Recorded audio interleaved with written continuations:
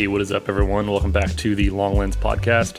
This is the podcast where I answer questions from my filmmaking community, and I just talk about YouTube and filmmaking. So it's the start of a new month, so we are doing another Q&A, and these are, again, the bread and butter of this podcast. It just gives me an opportunity to interact with you a little bit more and answer your questions. So the way this works is I always read my Patreon questions first, and I also give them a little shout out. So if you would like to join them and be able to ask me questions, you'll get to interact with me a lot more on Patreon. Plus, you'll get access to all of my $5 LUTs for free and a bunch of other perks like behind the scenes videos, lighting breakdowns, all that kind of stuff. You can join me on Patreon. The link will be in the show notes of this episode. This looks a little hot. So for all of you listening, there is a video version of this podcast. I'm putting it on my second channel, Nigel Barros 2. It's just my name with TOO. It's fun having a video version of this podcast. I found that even though I know that these video versions are not going to do well, there are some people that like to just put a YouTube video on and just listen to it as opposed to going on to Apple Podcasts or Spotify. So that's what I like about this second channel is that I don't really have to think about it. I don't care about views. I can just post it up here and just let it live here. So one thing I do want to address, but I promise I'm not going to really talk about, is Nikon buying Red or wants to buy Red, in the process of buying Red, something like that. There's a bunch of really good videos, I'm sure, covering it. The only video that I watched was from Patrick Tommaso and Zach Mayfield. They kind of talked about it a little bit and kind of had the similar thoughts that I do. Everyone else is probably just going to be spewing the same information and their own speculations on what that means for the Red camera market, but I've never owned a Red, nor have I really ever wanted to, because Reds just wouldn't really fit into my workflow. I guess it's cool. I've thought that Nikon kind of made some cool cameras in the past, and I didn't know why people hated them so much. But I guess now it just means that Nikon can use compressed RAW, and maybe there'll be more Red cameras coming out that, I don't know, will maybe have a little bit of the Nikon design philosophy behind them. I don't know. Cool news, but it's not super interesting to me, to be honest. Okay, so let's jump into the Patreon questions. Again, answer these questions first. We have 2 questions from Patreon this month. The first one is from Ivan Martinek, and Ivan asks, what are the practical camera features that the GH3 doesn't have, but the S5 Mark II X does, that you are using in like every video, or thus justify the change for a higher price? So that's a really good question, and there are, I think, like 3 different things.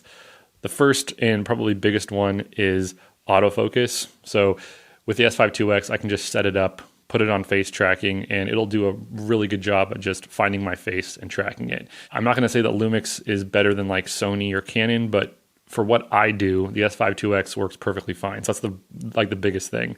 The GH3 doesn't have good autofocus. It's a really old camera, but I have posted a video on this channel about how I got over the fact that it didn't have good autofocus when I wanted to do talking head videos like this. So I don't think it's a necessity, but that's one of the biggest practical differences between the S5 IIX and something like an older GH3. Something else is the 10-bit and log picture profiles. 10-bit really does give you a better looking image, and the log picture profile will give you a lot better dynamic range. So those 2 things the GH3 doesn't have. It can only shoot in 8-bit. It's a good looking image unless you want to push the color a lot, which I really tried to do. And it, you could tell in a lot of my videos that the color kind of fell apart.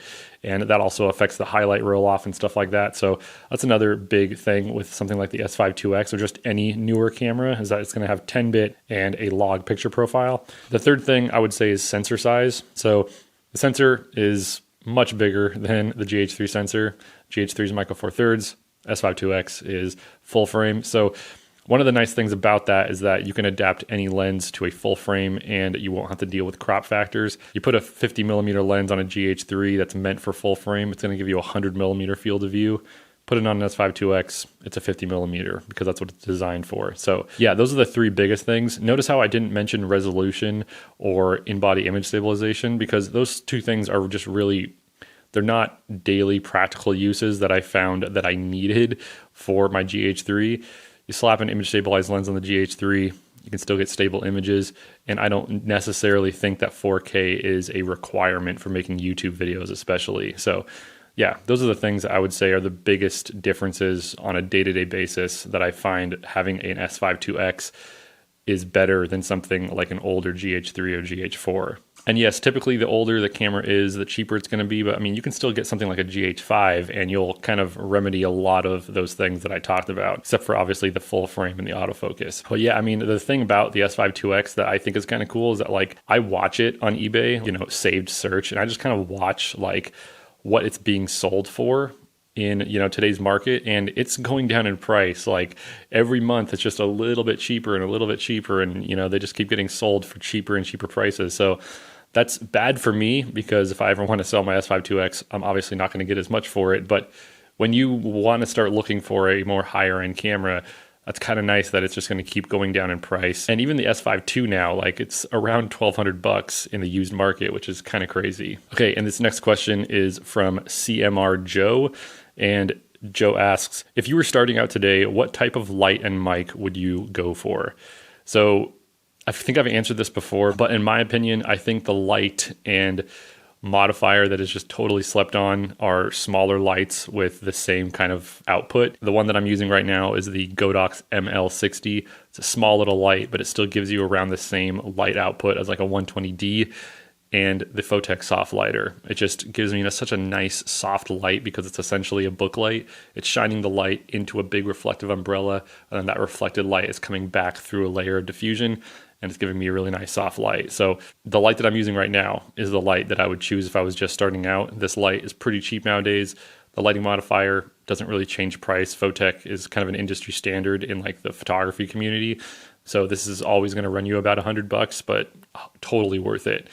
And as far as mics go, honestly, I'm going to be making a video on this mic soon, but the mic that I'm really, really liking right now is the Comica VM30. It's this new mic. I even saw Danny Gevirtz was using it on his FX3 in his latest video, but it's a wireless shotgun mic so that, you can have a shotgun mic transmit a signal wirelessly to a receiver, and then you have shotgun audio, but on a wireless receiver type of thing. But you don't just have to use it that way. You can plug it straight into your camera, or you can even plug it via USB-C into your computer and use it as a USB mic. So it's a really versatile mic, and it's really not that expensive. So yeah, the new Comica VM30 is probably the mic that I would go with if I was just starting out. So those are all of the questions from Patreon. Big thanks to my Patreon supporters. In fact, I'm going to give a quick shout out to all of them right now.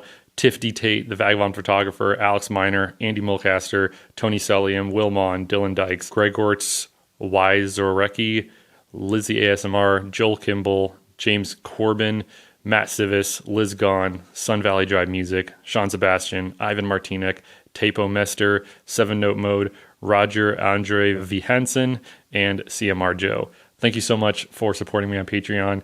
If you'd like to join them, again, the link will be in the show notes. Okay, so now we're going to go on to the YouTube community page. And something that I've found that's kind of interesting is I asked for questions for me to answer.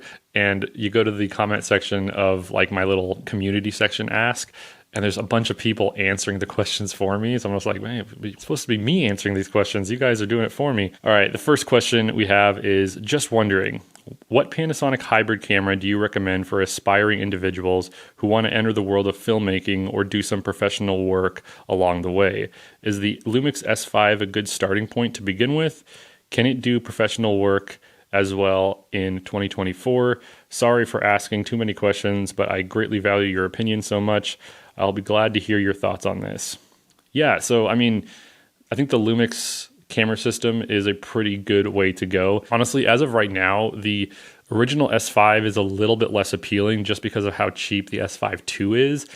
I've seen the S5 II go for around $1,200 to $1,300, and the S5 still sits around the $900 range. So for an extra $300, you can get a much better camera, in my opinion. I have owned the original S5, and while it's a great camera, the S5 II is better in a lot of ways, and it has that phase detect autofocus. So yeah, that would be a great camera to start out with. You can definitely do professional work with that, both in photo and video, but you have to consider some other options too. I mean, I use Lumix cameras, but I'm not a shill for Lumix. I'm not an ambassador for them. I'm not loyal to Lumix. I've been using Panasonic cameras ever since I was 14 years old. You know what I mean? So I'm very familiar with Panasonic as a brand, but I have no qualms with switching to Sony or Fujifilm. And there are really good cameras in both of those departments as well. I can't, in good conscience, recommend a Canon right now, but Sony and Fujifilm make great cameras too. And they might fit your needs even better than a Panasonic camera does. So you can also look into those. But Panasonic, I still do think, have the best bang for your buck cameras. The thing is that they don't seem to be holding their value as well as like a Sony. Like the FX30, I think, is still holding pretty close, even in the used market at like $1,700, which brand new, it's $1,800, you know? So it's like the FX30 will hold its value a lot better than something like an S5 2X will. All right, so the next question is, if you could only have two lenses for Micro Four Thirds to do video and photography, which ones would you pick? This is one where someone actually answered for me, but I'm just going to give my own opinion on this. And I've said different things before, but if I could just pick any lens, I think I'm going to cheat a little bit and just say the Lumix 10-25 and the 25-50. Those are two totally different lenses, but they cover every focal length that I could ever need, but they're just really expensive. I think the 10-25 and 25-50 are like $1,200 to $1,500 a piece. So very expensive, but if I'm picking any lens, those are the two that I would pick, because they're basically like having a bunch of primes just in one big lens. They are big too. They're not, they're about the size of like a Sigma 18-35. So not really compact, but those are two lenses that, like, if I was going to be all in on the Micro Four Thirds system, those are the ones I would go with. All right, next question is, what is your dream lens for Micro Four Thirds, realistically speaking? I think that one of my dream lenses would be the 12-35, but just somehow make it faster. Like even at an f2, that would be so much better. Even if it was just like a little bit chunkier, like maybe the size of like a Olympus 12-40. That's a little bit chunkier than the 12-35 by Panasonic. But if Panasonic could make a lens that was about the size of like a Olympus 12-40, maybe just a little bit bigger, but it was like a constant f2 as opposed to an f2.8. I just feel like f2.8 is right at that spot with the 12-35 where it's just not quite fast enough. And if we could just have one lens that would just do it all, 12-35 f2, I think that would be perfect, because that would basically give like a 24-70 f4 in full frame terms. Yeah, that's the only lens that I could really think of. And I feel like all the bases are essentially covered at this point. But like, I really do like having just one lens on a camera. And even though the 10-25 would be like really great, it's huge. You know what I mean? That's why I love the 12-35, because it was smaller and it didn't feel like I was carrying around a bazooka every time I went out for like a hike or something. So, and then a question that went along with that was, did you ever try the Pocket 4K? Yes, I did. I did a little review of it on my channel once, and then I've used it a few times on other projects. Great image. It's a weird looking camera and not the greatest ergonomics, and very uninspiring camera. And yeah, I've never liked, ever since Blackmagic went away from like their actual pocket and like micro cameras to like these big fat things, I was out. I don't know. Like the image could be the best image I could ever get, but like the handling of a camera is like really big for me, and I don't like that form factor. It's like this wide, it feels like, I wish I remember what if, like it reminds me of that video game system that the kid was playing on Surf Ninjas. You guys ever watch that like as a kid? Like that big Sega, like that's what it reminds me of. Like, I don't know why, but like just such a weird looking camera. I wish I liked the Pocket 4K though. It just wasn't for me. All right, next question is, best cheap camera for filmmaking in 2024, $500. 500 is kind of like that weird spot because the GH5 is almost at that spot right now. I'm going to say GH5. I'm going to say just like look around, really, really scour the internet. I'm sure you can find a GH5 for $500. It's really hard for me to recommend something other than the GH5 for that price range. And it's like, if you're going to go to like a G85 just to like stay under that $500 mark, I feel like you'd be served so much better by just saving up an extra $100 and getting a GH5 instead. I've even seen them go for like $550. So save up an extra $50, get a GH5. That's the best camera in 2024 for filmmaking for under $500. If you want to see what it's capable of in 2024, I did release a video on it on my main channel. I'll put that right up there. You can go check that out for some buyer confirmation if you want. All right, next question is, what are the capabilities of a phone camera, not an iPhone, a cheap one? And when do you have to upgrade to a camera? And really, what type of camera should you use? I think there's a lot of capabilities of phone. I don't know why he said not an iPhone, a cheap one. Technically, you can get cheap iPhones. Like, I'm really not a tech guy or like a phone guy. I still use an iPhone SE. I think this cost me like $300 or $400. It's a great phone. It's basically an iPhone 11, but it's just nice and small. I talk about this with my friends a lot, but the reason why I like the SE is because it's more comfortable in my pocket when I'm skating. I don't like feeling like I have a brick in my pocket while I'm skateboarding. That's why I like the smaller phones. So if I upgrade, I want to get like a 13 mini or 12 mini or something like that, just something really small because I hate having a big phone. But there are really good Android phones that can shoot in 10-bit. Lumengate Visuals, YouTube channel that talks a lot about the EOS M. There's a video on there about a app that you can use on a lot of Android phones that can give you 10-bit video. So I'll link that in a card up here that you can go check that out. But that's what I would do if you have a cheaper like Android phone or something like that. Look at that app and maybe it'll help you get some better image quality out of your phone. And as far as when do you have to upgrade, I would just say after you've saved up a little bit of money, you can upgrade to something like really basic and you'll have a lot better time shooting than you will on your phone. I love the whole idea of iPhone filmmaking, smartphone filmmaking, but it's just not a fun shooting experience to me.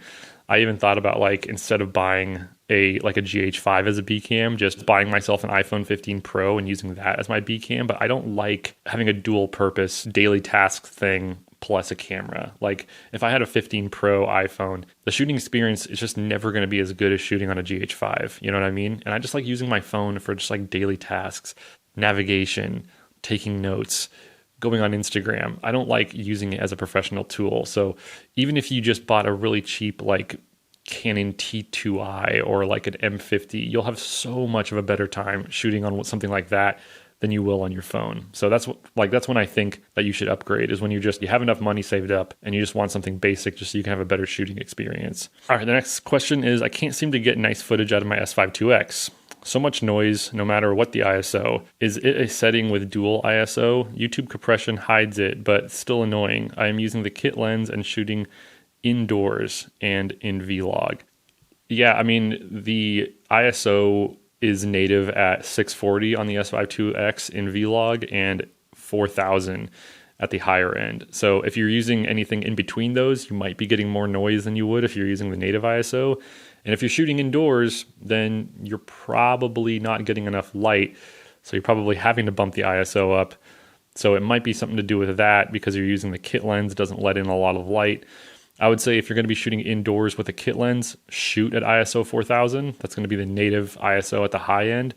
But also, you probably need to invest in some lights. I don't necessarily think that it's the S5 IIX's fault. It's just the fault of a slow lens and not enough light hitting the sensor. So that's going to be true with literally any camera and lens combo that you get if it's not fast enough. Shoot at ISO 4000, and I would say keep it at 20 millimeters. The kit lens is f3.5 at 20 millimeters. That's going to let in the most amount of light.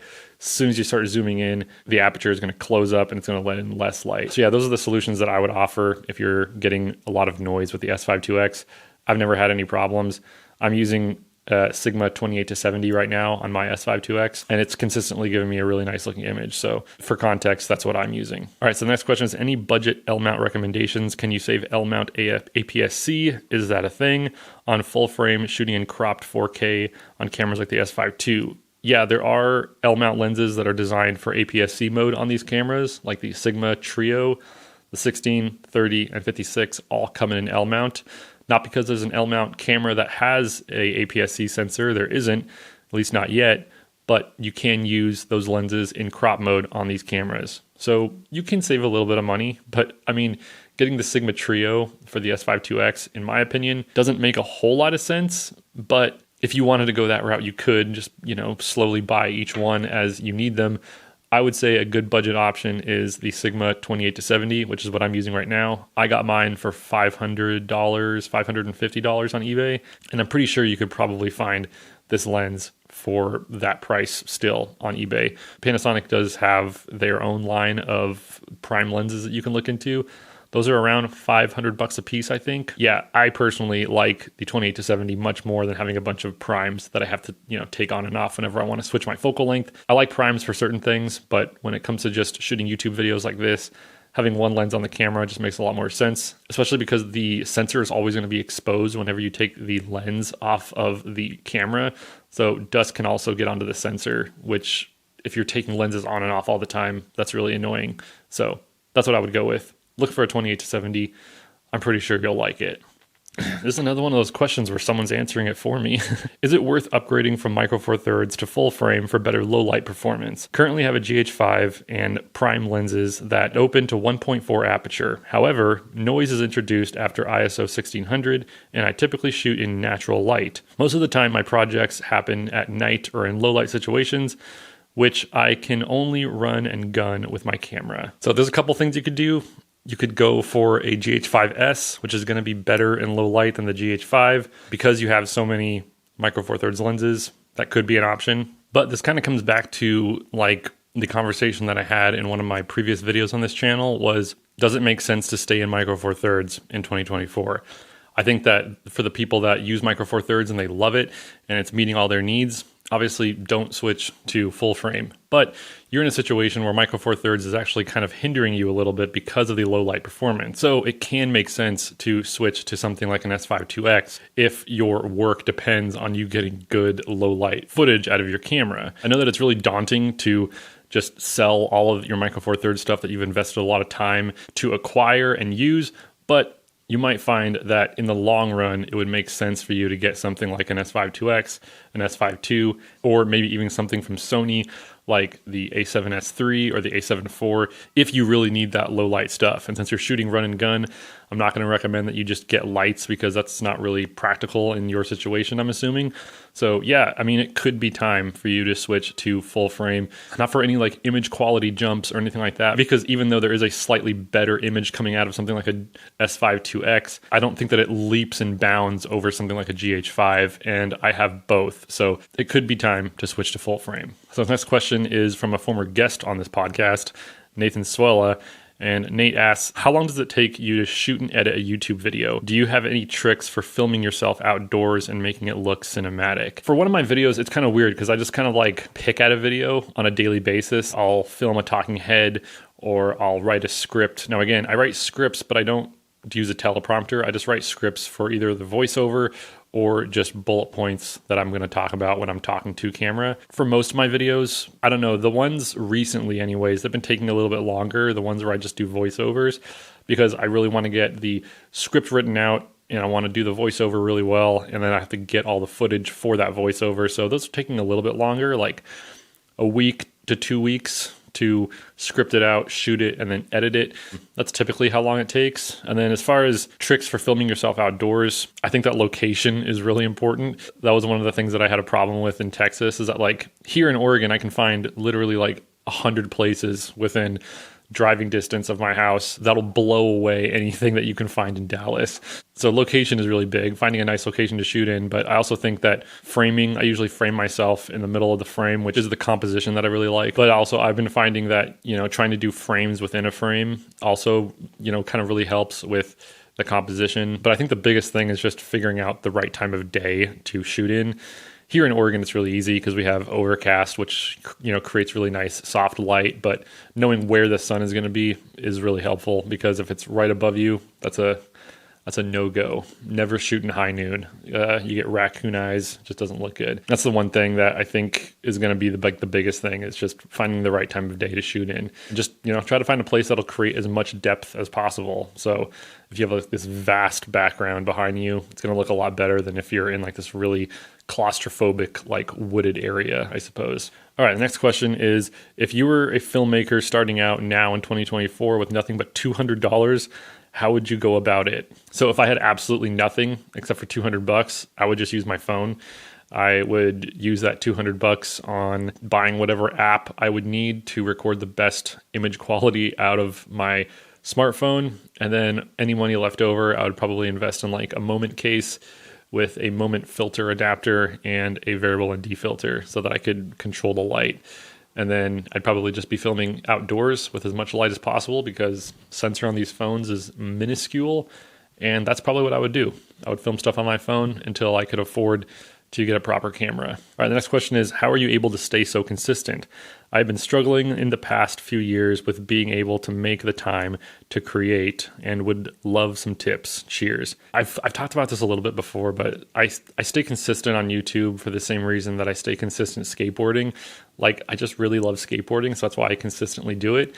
And I just really love YouTube, so that's why I consistently do it. And that's not to say that like you don't love YouTube if you don't, you know, consistently, you know, put time and effort. I know that like people have jobs and they have lives, and YouTube is a really hard thing to do consistently, especially when you're not seeing any like monetary value from it.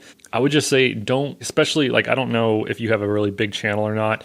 if your channel isn't huge and you don't have a lot of like pressure from like sponsors and stuff like that, like you really don't have to think about it that much. Even if you do have a lot of sponsors, like I don't think that you have to like stress out about like making it perfect. That's something that I'm trying to do more of in 2024 is like, I just don't want to stress out so much about every single YouTube video that I do. And that's kind of what this second channel is all about. Like I can just post stuff here and I don't care how well it does, you know? So just keep that in mind. But like from a practical standpoint, writing out your ideas for a YouTube video and just putting them on the notes tab on your phone and just kind of like picking away at them one by one. Just take it one video at a time. And you'll find that finishing one video, posting it, you get that like that rush to go film and post another one. Once you stop doing it for a really long time, it gets a lot easier to just not do it at all. Kind of like exercising, like once you've stopped doing it for such a long time, it gets really hard to like start back up again. But I think that if you just force yourself to create stuff, you'll get into the rhythm again and you'll stay on a consistent schedule. I mean, I talk about this a lot, but like I started posting on YouTube in 2006 and I thought it was fun then. Still think it's fun now. And I think that as soon as the fun starts to like fade away, that's when I like have to realize, okay, something needs to change. I do that with my main channel. The fun was starting to like just fade away from my main channel. Like, this is really boring. Just doing talking head stuff to camera, really boring. So that's why I kind of switched things up and started just doing some voiceovers instead. And I've been loving doing that. And I'll probably get tired of that and I'll switch up to do something else. I think that if you're stuck in like one format of making videos, you know, it can get really draining. So that's another thing, is if it's really not fun doing a certain type of video that you normally do on your channel, try something else. Hopefully that advice helps. And the last question, I found a GH4 for $200. Should I go for it? Yes, I think that's a great deal. The GH4 is still great and you can do a lot with that camera still. I don't think that like having all of the bells and whistles on a camera is a necessity. Again, I used a GH3 for such a long time and I had so much fun making stuff with that camera. My GH3 most recently was kind of like an interim camera for me. I had two of them actually after I sold my Olympus, and I used those just as like, okay, what am I going to get next? You know, where I'm at as a filmmaker, having a slightly newer camera like the S5 2X makes a lot of sense for me. I am still doing paid work, so you know, I'm not going to bring a GH3 on like a paid client gig, whereas I would have to rent a camera. Now I don't have to because I have the S5 2X. So anyways, that was just like a little bit of a rant, but yeah, $200 for a GH4, that's a great deal. I think that's it for this month's Q&A podcast. Be sure to stay tuned for the next episode because it's actually going to be with a buddy of mine, and he is a content creator, but he has no YouTube channel and he makes money in some pretty interesting ways. So stay tuned for that. That'll be out this month. And yeah, thanks so much for watching and for listening, and I'll catch you all next time. Later.